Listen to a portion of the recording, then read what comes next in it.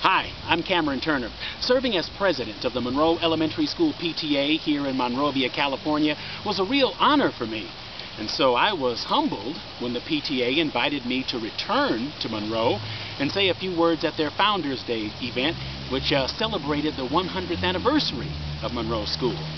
Now, my 7-minute speech was directed at Monroe, but really it was intended for anyone and everyone who's involved in the noble work of teaching kids.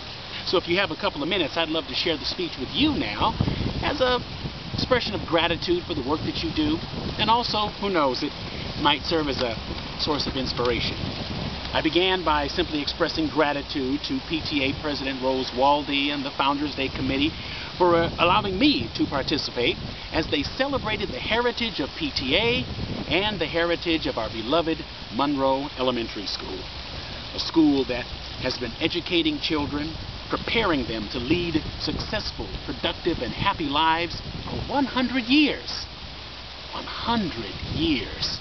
A century of opening the windows of knowledge and opening the doors of opportunity.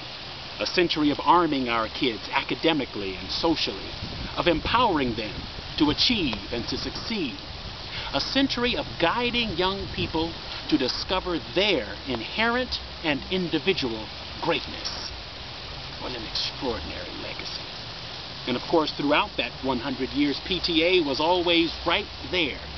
PTA, that partnership, that wonderful partnership between parents and educators, dedicated to the success of students and united in the spirit of service. It is that spirit of service that will enable us to press forward, to move on, in spite of the ever-tightening grip of state and federal budget cuts. You know, I'm a classic movie fan, and when I think about the spirit of service and how it invigorates educators, I'm reminded of a scene from the 1949 romantic comedy, A Letter to Three Wives. Now, in that movie, Kirk Douglas plays a school teacher, and his wife, played by Ann Sothern, is pressuring him to quit the classroom. She wants him to go and write soap operas for the radio. You can make a lot more money, she tells him. Kirk sits her down and looks at her with compassion and with a passion for youth and says to her, what would happen if we all quit? Who would teach the kids? Who would open their hearts and minds to the real glories of the human spirit, past and present? Would it be radio sponsors? We can amend that question today and say, who would enlighten our kids? Would it be Twitter, Facebook, MTV, Nintendo? Of course not. So we are deeply grateful and always pay homage to our wonderful teachers.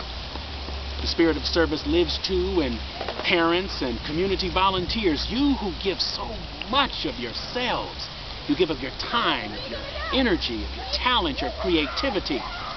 Most of all, you give of your love.